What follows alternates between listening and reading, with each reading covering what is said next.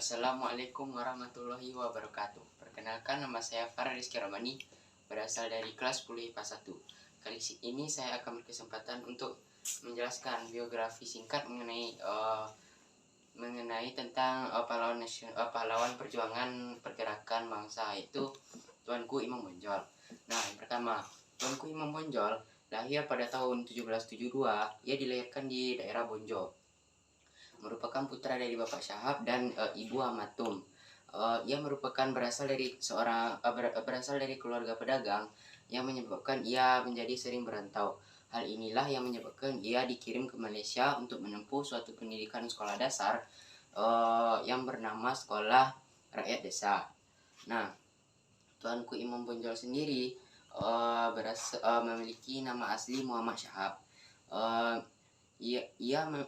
Pada tahun 1809 sampai 1814 ia menempuh pendidikan agama kepada Syekh Ibrahim. Lalu pada tahun 1818 bertepatan dengan masuknya Belanda ke Sumatera Barat, ia mempelajari tentang ilmu tarekat Naqsyabandiyah. Nah, ia sendiri merupakan salah satu pemimpin dari Harimau Nan Salapan. Ia ditunjuk oleh Tuanku Narenceh sebagai pemimpin kelompok Padri. Nah, ia sendiri memiliki beberapa istri. Namun istri yang menemani ia sampai akhir hayat adalah Hajah Solehah. Dengan Hajah Solehah ia dikaruniai 10 anak, yaitu 5 laki-laki dan 5 perempuan.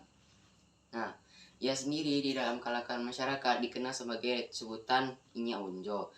Hal ini dikarenakan ia menjadi tempat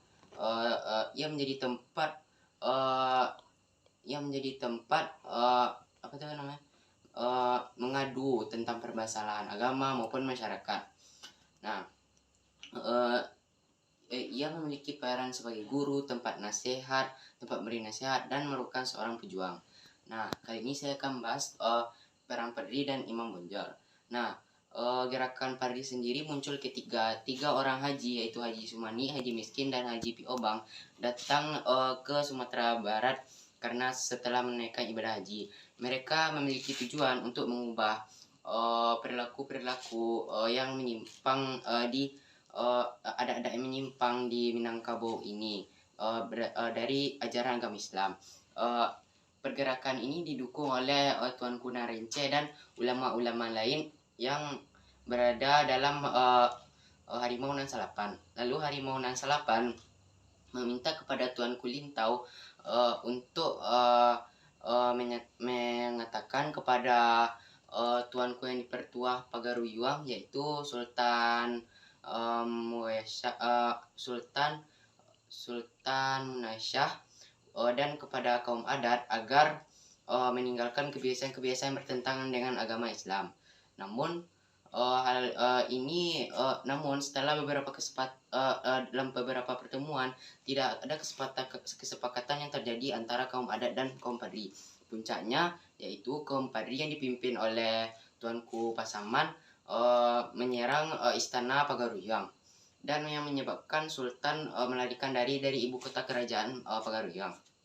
Nah, berdasarkan catatan Raffles pada tahun 1818, ia menemukan bahwa istana Pagaruyuang telah hancur dan hanya tersisa puing-puing yang berserakan. Dan hal ini menyebabkan Tuanku Tangka Alam melakukan perjanjian kepada Belanda agar bekerja sama melawan kaum Padri.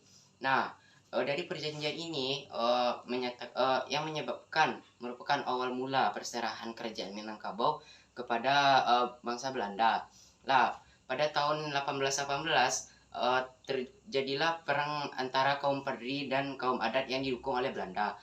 Perang berlangsung lama.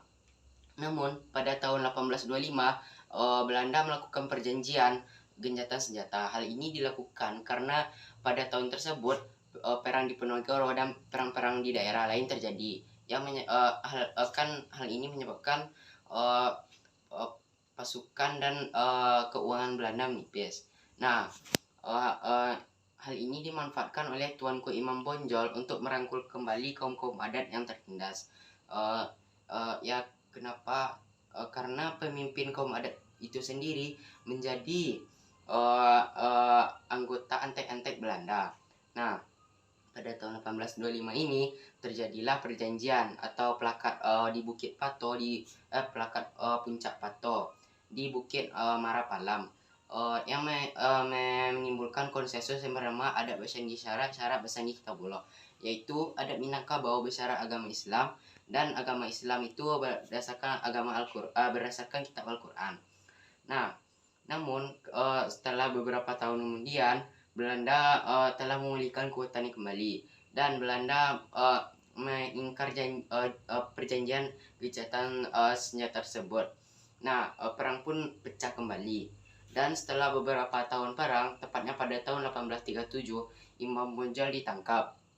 Namun Imam Bonjol mengatakan bahwa bahwa orang Belanda dapat menangkapnya apabila putranya dijadikan sebagai pegawai Belanda. Sekian dari biografi singkat tentang Tuanku Imam Bonjol dari saya. Assalamualaikum warahmatullahi wabarakatuh.